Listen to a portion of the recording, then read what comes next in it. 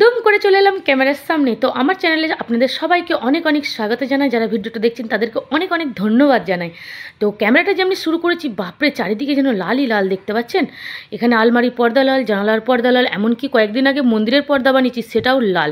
সব কিছুটা ঘরের ম্যাচিং করে কিনতে গিয়ে আমার যেন সবই লাল লাল লাল লাল হয়ে যাচ্ছে, কিছু করার নেই। তো যাই হোক, আমি এখন সকালবেলায় দেখাচ্ছি ফল।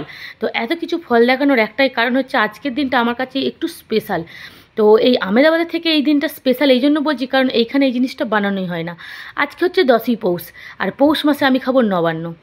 না গো বন্ধুরা, আমি নবান্ন করেছি অঘ্রাণ মাসে, কিন্তু ভিডিওটা এডিট করে আপলোড করার আর সময় পাইনি। বুঝতে পেরেছেন কীরকম ব্লগার আমি। তবে হ্যাঁ, এখনও পর্যন্ত মনে হয় সেরকম ব্লগার আমি বানতে পারিনি। তবে যেরকমভাবে পারি, যেমনভাবে পারি সেরকমভাবে ভিডিও বানিয়ে আমি আপনাদের সঙ্গে শেয়ার করি। তো এই ফলমূলগুলো কালকে রাত্রে আমি কিনে এনে রেডি করে রেখে দিয়েছিলাম। ভেবেছিলাম সকালবেলা ঘুম থেকে উঠবো আর বসে পড়বো নবান্ন করতে। তো যাই হোক, সেরকমভাবেই সকালবেলা ঘুম থেকে উঠে সব কাজকর্মগুলো সেরে আর এখনও বসেছি নবান্ন করতে। নবান্ন করার যদিও খুব একটা ইচ্ছা ছিল না, কিন্তু মাকে যতবার ফোন করছি মা ততবার মাথা খারাপ করে দিচ্ছে, একটুখানি করে খা, ছেলে মেয়েকেও দে আর নয়নকেও দে। তাই ভাবলাম চলো করেই ফেলা যাক। ঘরে ঠাকুর আছে, গোপাল আছে, গোপালকেও একটু দেওয়া হবে, সেই বাহানায় আমাদেরও খাওয়া হয়ে যাবে। আর এই নবান্ন তৈরি করার জন্য যা যা প্রয়োজনীয় জিনিস দরকার সব আমি নিয়ে নিয়েছি। এখানে দেখুন, আপেল, কলা, শসা, লেবু, সব রকম ফল, দুধ, চিনি, আলো চাল সব রেডি করে নিয়ে অলরেডি শুরু করে দিয়েছি। আর আলো চালটা আমার ঘরে শীতকালের দিনে সবসময় অ্যাভেলেবেল পাওয়া যাবে, কারণ শীতকালের দিনে অর্ধেক দিন রাত্রিবেলায় আমাদের বাড়িতে খিচুড়ি রান্না হয়। আর ছেলে পুলে নয়ন সবাই খিচুড়ি খেতে ভালোবাসে, তাই শীতকাল তো বুঝতেই পারছেন, খিচুড়ি হলে একদম শরীর গরম। তো যাই হোক, এখানে আমি সব ফল নিয়ে কাটতে বসে পড়েছি। আর যত ফল আমি আপনাদের দেখালাম সব ফল কাটবো না, কারণ এত ফল যদি কাটি কেউ খাবে না। আর লাইফে প্রথমবার আমি নবান্ন মাখছি, জানি না কেমন বানানো হবে। আর সব থেকে মেন কথা হচ্ছে, আলো চালগুলো আমি চিবাবো কী করে, কারণ আমার যে মিক্সার মেশিন সেটা একদম খারাপ হয়ে গেছে কয়েকদিন আগে। তো ওটাকে সারাতেও দিয়েছিলাম, কিন্তু দোকানদার বলেছে এটা সারানোর থেকে ভালো নতুন কিনে নাও, এতে যা খরচা হবে ওতে নতুন মিক্সার মেশিন চলে আসবে।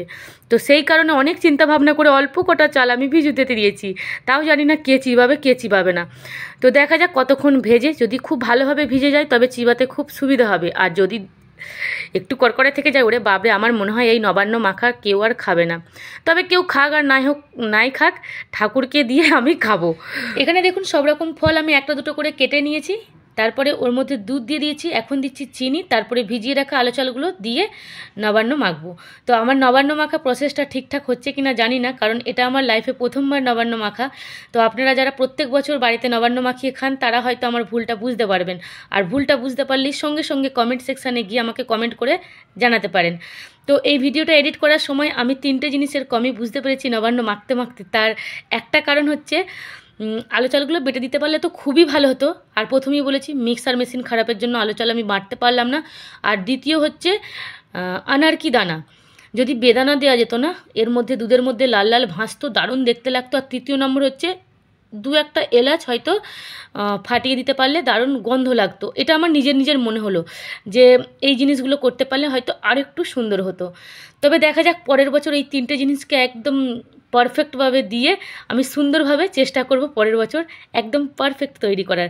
তবে এবছর যে আমি যেমন পেরেছি প্রথমবার বানিয়েছি, আর সেই রকমই আমি ভগবানকে ভোগ লাগিয়ে দিই। আর কালকে রাত্রে নয়ন নাইট করছিল, তো সেই কারণে আজকে ও সারাদিন বাড়িতেই আছে। আর এখন ঘুমোচ্ছে। ও ঘুম থেকে উঠলে ছেলে মেয়ে স্কুলে গেছে, ছেলে মেয়েও স্কুল থেকে বাড়ি এলে তারপরে আমরা সবাই মিলে একসাথে বসে নবান্ন খাবো। আর আমিও দেখতে চাই আমার ছেলে মেয়ের রিয়াকশানটা কীরকম হয়, নয়নের রিয়াকশানটা কীরকম হয়। কারণ অনেক দিন আগে আমরা তখন দেশে ছিলাম, তখন মায়ের বাড়িতে ছিলাম, তখন মা নবান্ন মেখেছিল একবার। তো ছেলে মেয়ে তখন অল্প একটু চেখেছিল। তো এবারে খাবে কিনা আমি জানি না, কারণ মা তো আমার থেকে অনেক ভালো তৈরি করেছিল, তাও ছেলে মেয়ের পছন্দ হয়নি। আর আমি তো বুঝতেই পারছেন ভিডিও দেখে যে কীরকম বানিয়েছি। যেই 3টে জিনিসের কম ছিল, সেই 3টে জিনিস যদি ঠিকঠাকভাবে দেওয়া যেত হয়তো মনে হয় খুব দারুণ একটা ভালো হতো, কিন্তু পারিনি গো। তো যাই হোক, দেখা যাক। আগে ভগবানকে ভোগ লাগিয়ে দিয়েছি দেখুন এখানে, আর কৃষ্ণ কানাইয়াকে দিয়েছি, রাধা গোবিন্দকে দিয়েছি, এখানে আরেকটা লাল্লা বসে আছে সেখানে দিয়েছি, হনুমানজিকে দিয়েছি। আমরা যখন ছোট ছিলাম না, তখন এই অঘ্রাণ মাসের নবান্ন আসা মানেই মনের মধ্যে ভীষণ একটা আনন্দ জেগে উঠতো। খালি মনে হতো সেই নবান্নর দিনটা কবে আসবে, আর সেই দিনকে মা ভালো মন্দ রান্না করবে, খাবো, আর নবান্ন মাখা খাবো। কিন্তু আমাদের ছেলেমেয়েরা এই নবান্ন কথাটার যে অর্থটা সেটাই বোঝে না। তো সেইটাই বোঝানোর জন্য আমি বাড়িতে আজকে চেষ্টা করলাম। তো আমার ছেলে মেয়ে স্কুল থেকে চলে এসেছে বাড়িতে, আর এসে স্নান টান অলরেডি হয়ে গেছে, বাবু খালি স্নান করেনি, তিশা স্নান করা হয়ে গেছে, নয়ন ঘুমোচ্ছে। আর ওকে বাবু এখন দেখুন তুলতে বসেছে। আমি ওকে বললাম যে পাপাকে তোল, নবান্ন খাবে। আর আমি এখানে বাটি চামচ নিয়ে রেডি হয়ে গেছি নবান্ন দেওয়ার জন্য। তো আমি খুব এক্সাইটেড যে ওরা নবান্ন খেয়ে আমার কতটা তারিফ করে, আমি ভালো বানিয়েছি না খারাপ বানিয়েছি। তো আমি এর আগেও বলেছি যে আমি যে কোনো জিনিস বানাতে ভালোবাসি, খাওয়াতেও ভালোবাসি, কিন্তু সেই জিনিসটা খাওয়ানোর পরে যখন রিপ্লাই খুব ভালো মেসেজ আসে তখন না আমাকে ভীষণ ভালো লাগে। আর যখন খারাপ আসে না তখন মনে হয় কেনই খরচা করতে গেলাম, কেনই মেহনত করে বানাতে গেলাম, ফালতু এদেরকে খাওয়ানোর থেকে না খাওয়ানো ভালো ছিল। আমার খরচাও হতো না আর মেহনতও হতো না, নাকি বলুন? তবে হ্যাঁ, নবান্নটা মুখে দেওয়ার পরে তো সবাই একদম মাইন্ড ব্লোয়িং বলে দিল, খুব সুন্দর হয়েছে, খুব সুন্দর হয়েছে, খুব তারিফ করে দিল।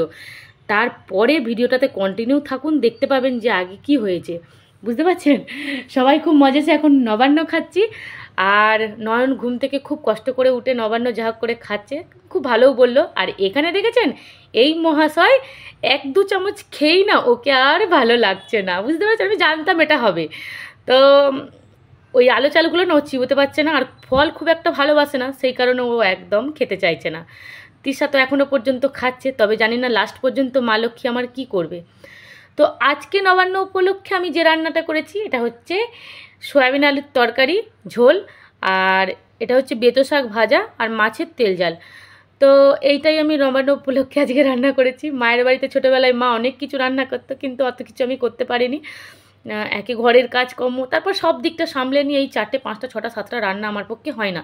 আর এই যে রান্না করতে গেছি, এই রান্না করতে গিয়ে আমি একবারে হেঁচে পেঁদে গেছি, বুঝতে পেরেছেন? এই যে গাল দেখতে পাচ্ছেন, মাছ ভাজতে গিয়ে গালের চামড়া একবারে উঠে চলে গেছে। তো প্রচুর বড় বড় দুটো ফোসকা পড়ে গেছে, আর হাতেতে এই যে গলার কণ্ঠির কাছে, তারপরে গালেতে চামড়া একদম চুলকে গেছে। তো নয়ন কলগেট লাগিয়ে দিয়েছে। বলছি না এত কষ্ট, এত জ্বলছে না মাছ ভাজার পরে বুঝতে পেরেছি যে আমার কি হাল হয়েছে। তো পরের ভিডিওতে আমি আপনাদের অবশ্যই দেখাবো, চেষ্টা করব দেখানোর যে আমার গালের হালতটা কি হয়েছে। তো যাই হোক বন্ধুরা, চলুন আজকের ভিডিওটা আমি এই অবধি শেয়ার করলাম। ভালো লাগলে অবশ্যই লাইক শেয়ার কমেন্ট করে দেবেন।